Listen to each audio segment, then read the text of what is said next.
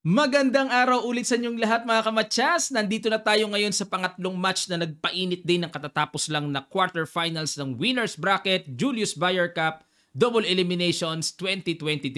Sa bakbakan nila Super Grandmaster Abdu Satorov ng Uzbekistan, 18 years old lang, batang-bata, at Super Grandmaster Alireza Feruja, 20 years old, dating taga-Iran na lumipat ng France. Matindi, umusok ang laban na ito. Sana po tapusin nyo hanggang sa kaduluduluhang games na i-analyze natin. At kung may tanong kayo, open po ang comment section below para kayo ay mag-comments. Game number 1 ang ginawa ni Abdu, nag D4, Knight F6 si Feruja, nag C4, E6, Knight F3, Queen's Gambit, Knight C3, declined at Bishop F4 variation. Queen's Gambit declined, Bishop F4 variation ang kumpletong naging opening. At nag E3, B6 para i-develop ang Bishop. Kumapture na sa D5, Knight takes D5, Knight takes D5, Queen takes D5, at nag-A3 muna. Ayan, para mapigilan ang Bishop B4 check. Kasi dito baka mapatanong kayo, bakit hindi kinapture ang libreng pawn sa C7? Meron kasing Bishop B4 check na panggulo. At Knight D2 harang, magda Knight C6 develop lang. At dito, mapipigilan ang development ng kingside dahil hindi makagalaw ang Bishop, may Queen takes G2 na paparating. At ang nakakatakot nito pag nakalabas pa yung bishop na yan, rook AC8, rook FD8, malakas ang hataw ng developments and activities ng black. Yan ang kapalit ng isang pawn. Kaya dito, hindi kinakapture yan, bagkus nag-A3 para protection na ng B4 at dito nag-bishop D6. Time na para sanggahin naman ang threat. Bishop G3 umatras, Knight D7 at yan ang nagpawala sa bookline. Dahil sa mga nagdaang laban, may tumira na ng Bishop B7 at may tumira ng Bishop A6. Yan ang mga nangyari na. Okay, balik tayo sa Knight D7, Bishop D3, Knight F6, Castle, Bishop takes, kinapture na, capture at nag C5, pressure kagad sa D4, kinapture lang, Queen takes C5, Rook C1, develop with tempo attack, Queen E7, atras lang, Queen C2, Rook D8. Ayan, para hindi maka Queen C7 dahil mabibitin ang Bishop. Knight E5, suportado, nako meron ng balak mag Queen C7, nag Bishop D7, Queen C7 na, at nag-Knight D5 pang paalis. Queen B7 talagang nanuot sa loob si Abdu at nag-Bishop E8, Queen to Queen, kinapture na, capture, at nag-Bishop A6 para pigilan naman ang isang tore na nasa dulo na mai-activate sa C8. At nag-Rook D2, ayan na, hindi na inintindi ni Feruja, Rook D2, threat sa pawn, nag-Rook FD1, timing din na kailangan bilisan ni Abdu ang kilos. Pinakapture niya ang pawn sa B2 pero ang kapalit, ito po ang kapalit, pang iipit sa black. Knight G6, Knight F3 umatras lang. Pero kapansin-pansin na bumaba ang evaluation bar. Kay Stockfish, tanggapin na ang exchange, capture tapos mag-Bishop A6 para i-threat yung pawn sa A7. Yan ang gusto ng computer engine pero nag-Knight F3, Rook A2, threat sa pawn, Bishop C8, ayun para hindi na makontrol yung D8, nag-H6 pasingaw lang, nag-Rook D8, bad move ang binigay ng computer kasi ang tira daw ay simpleng Rook D3, tiyaga munang depensahan ang pawn. Yan, Rook D3 pero nag-Rook D8, bakit bad move? Nag-King F8 lang. Oo nga naman, parang walang gagawin. Hindi makakilos naman ng Bishop dahil nakapin. Parang walang gagawin eh. Knight D4 siguro para idagdag, magna-Knight B5, magna-Knight D6 pero brand X ang tirang yan. Dapat ang branded move daw, capture na ang pawn sa A7. Daming namimiss ni Abdu ah. Oo nga no? Pero nag-Knight D4, Knight E7, ayan na, pupunta na sa D5, Knight B5 para may pang Knight D6 na pang diinan. Ayun mga kamatsa, sinimplihan lang. Mali pala Knight B5. Dapat pala, capturing na daw ito. Takes. Bishop D7 check. King F8 tapos Rook takes A7. Yan ang gusto ni Stockfish. Pero, nag-Knight B5, mas malala sa evaluation bar. Ano kaya dito po ang simpleng ginawa ni Feruja? Napaka-practical noon. Pakiguess nyo sa ilang sandali lang, tutuloy kagad natin. Start. Maraming salamat po. Congrats sa mga nakakita. Rook takes. May ganyan na palang kasimple. Takes. Na-simplify lang eh. King E7, Knight takes A7, Rook takes A3. Na dito, kung magbibilangan tayo ng pawns, may extra pawn ang black. Nakatreat pa ang Knight. Knight C6, tumakbo, dinikitan, check, at na-convert sa Rook and pawn ending na ganito. Okay? May extra pawn, yun nga lang ang delikado dito, malayo ang white king at pupunta sa likod ng pass pawn, saka magtututulak yan dyan, delikado sa puti. Nag G4, tulak. Ayun, may pang ganun eh. Check. Wala eh oh. Natulungan lang ang black king na lalong maging aktibo. Oh, wala. Talagang matindi kapag naunahan ng tore sa likod ng pass pawn. Dapat kasi ang white rook ang nakakontrol sa likod. At itong tore dapat hanggat mare nasa unahan ng pagpopromotan. Pero nasa likod kasi. Oh, nakpo po. Check. Oh, pag ilag wala ng check, magpupush na B2 unstoppable queen. Dito po nag-resign si Abdu sa first game. Natikman ni Abdu ang tindi ni Firouzja. Medyo bihira maglaro ngayon si Firouzja, no? Pero nagpakita siya ngayon dito ha. Ano ba nangyari sa game number 2? Yan naman ang silipin natin. White naman si Firouzja nag D4, D5 si Abdu, C4, E6, G3 approaching Catalan, Knight F6, Bishop G2, nag C5. Aba, gigil si Abdung bumawi.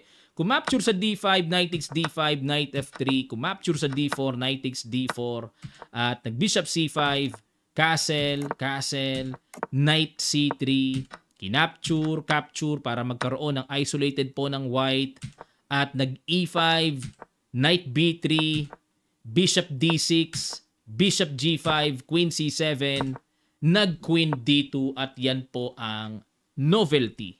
So dito mga kamatyas, baka mapatanong kayo na pabilis ako ng tira. No? Pag Bishop G5, libre yan. Pero hindi naman kasi pwedeng capturein, may B10 sa Bishop D6. Ha? Kaya bookline pa to eh. Queen C7, pero pag tira ng Queen D2, sinimplihan lang ng depensa ang pawn, dito na wala sa pagka-bookline. Dahil ang tira nitong nakaraan ay C4 lang para magsi-C5. Ayan, di pa rin naman pwedeng capturein, bitin ang bishop. Okay? Pero tingnan natin ang new idea ni Firouzja. Queen D2 at nag-Knight C6, Rook FD1, threat ang bishop, nag-Bishop A3 para pamigil mamaya sa tore, at nag-C4, Bishop E6 threat, at nag-Bishop D5, sinalubong ng bishop, nag-A5 para threatening A4, iistorbohin ng knight sa B3 at kinapture na, takes, yun nga lang, nagkaroon ng masagwang double pawn, ano? Queen D7, hamon na ng queen to queen, tinanggap ni Abdu at nag-Rook F7, nag-battery, A4, tuloy sa planong pang-istorbo, nag-Rook takes, capture, Knight D2, Bishop B2, Knight E4, ayan, may mga check-check na paparating, nag-A3, bad move ang binigay. Pero ito, nababasa ko na kaya nag-A3 si Abdu para magda-Knight B4 siya at mapitas niya yung pawn, alis ang Knight, then push A2, A1. Pero, kung kay Stockfish, ang tira niya ay Knight D4. Stop muna yung mga gulo-gulong paparating, threatening Knight takes E2. Sa continuation, ito binigay King F1 depensa, tapos saka pa lang mag-A3. Yan, ang timpla na gusto ng computer engine dito. Pero, ang ginawa ay nag-A3 kaagad, kaibahan nakapasok ang tore with tempo check. King G6, nag-G4 para mapigilan yung pagtakas ng king or King F5, maatake, mga ganun-ganon. At nag-H6, pinaalis na ang bishop, nag-Bishop D2. Markadong bad move naman. Dapat daw ang tira ay Bishop to E7. Bakit? Paro lang Knight B4. Oo nga, no? Kasi kung kakapture naman yan, okay lang. Babagsak ang pawn sa E6 mamaya or ang B7. Bad bishop. Pabor sa puti. Oo nga, no? Pero nag-Bishop D2 at nag-Rook A4, tiniret ang pawn. Nag-Knight D6, depensa muna. At nag-E4. Yun lang. Bad move naman kay Abdu. Dapat daw ang tira B6. Simpleng iligtas ang pawn na yan. O, pero nag-E4. Rook takes B7, Knight E5, threat ang pawn, pero Rook B4, hina mo ng rook to rook. Dito may ginawang kakaiba. Interesting. E3, sacrifice by Abdu at pwersadong capturing ng pawn. Kasi syempre kung kakapturin ng tore, may capture sa bishop, papaano pipigilan ang paparating na D1 queen. Kaya dito nag-F takes E3 at nag-Rook A6, tineret ang knight, bad move. Dapat daw ang tira Rook A7. Para dito pupunta?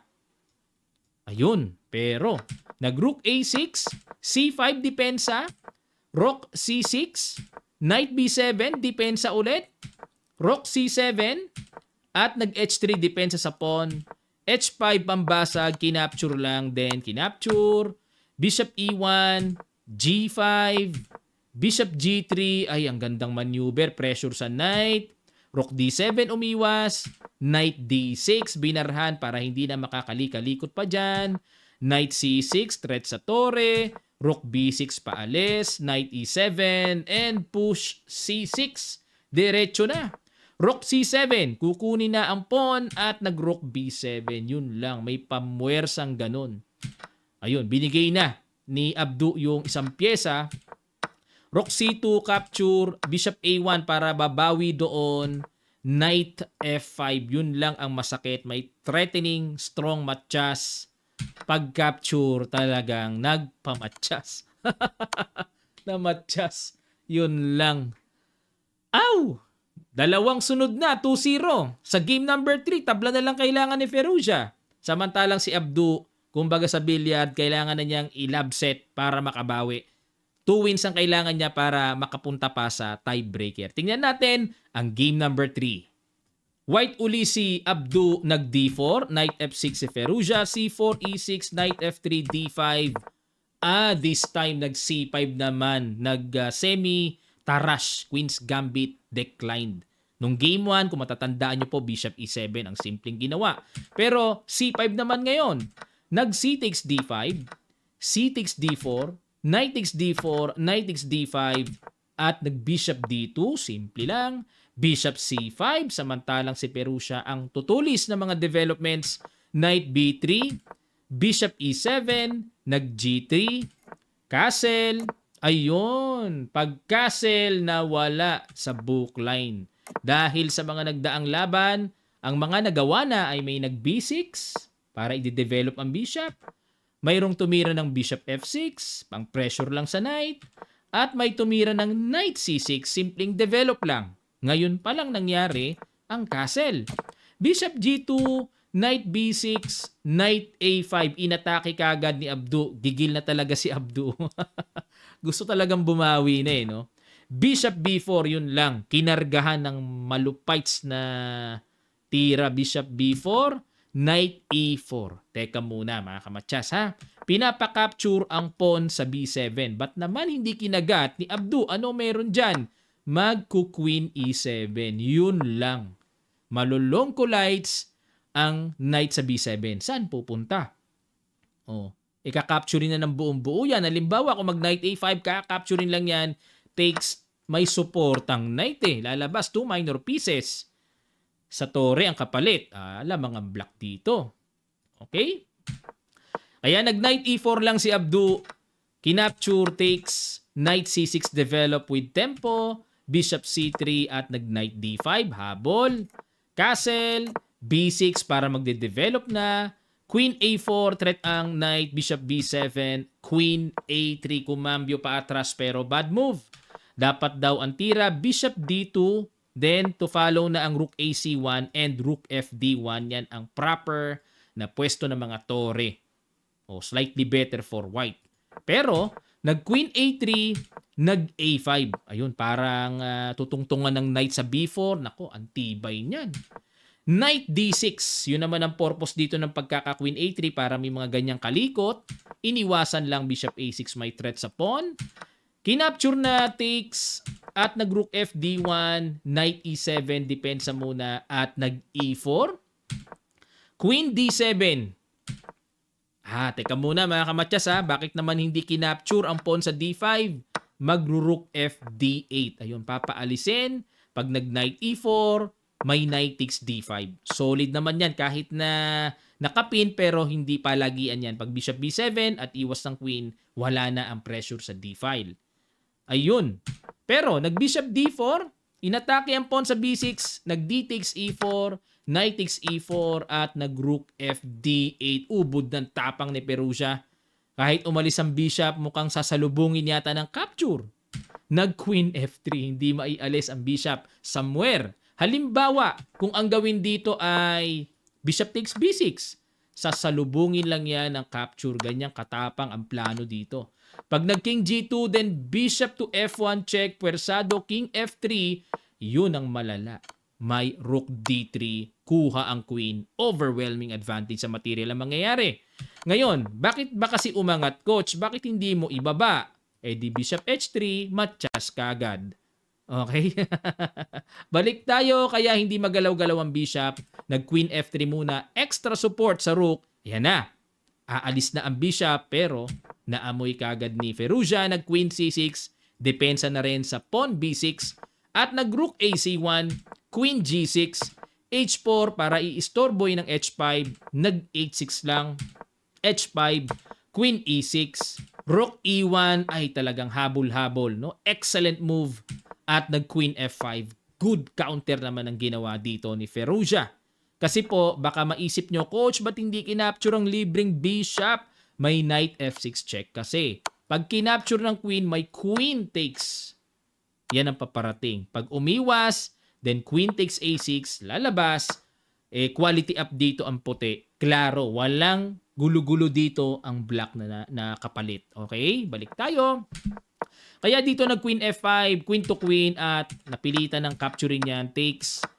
May rook b8, kinapture, takes, yun nga lang, lamang ng isang pawn, pero napaka-aktibo ng second rank.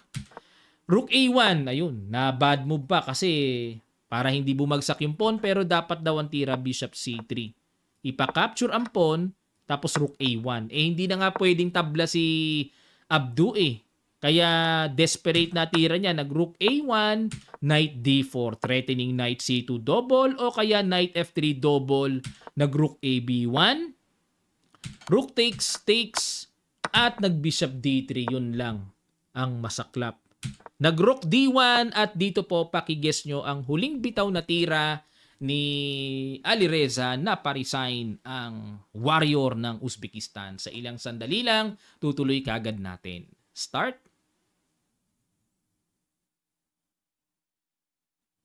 Maraming salamat.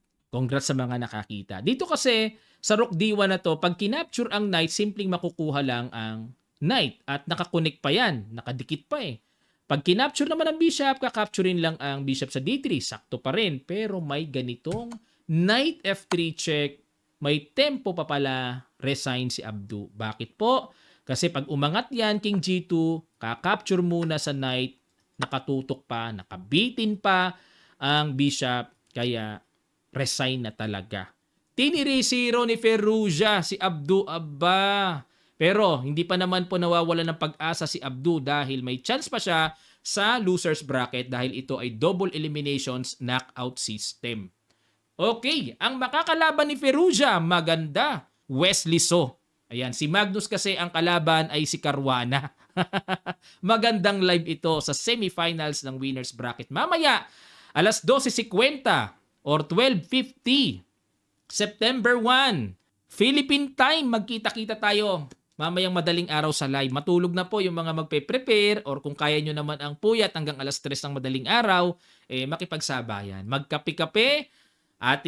Maganda ito kasi rapid lang ito, 15 minutes plus 3 seconds increment. First to make 2.5 points. Pag medyo napaaga, maaga ang pahinga natin. Yan ang abangan natin mga kamatyas. Maraming salamat po sa mga gustong mag-avail ng Kamatyas merchandise. Ang link ay nasa comment section below lang. Click nyo lang para makapamili na kayo. Maraming salamat. Kita-kits sa live mamaya.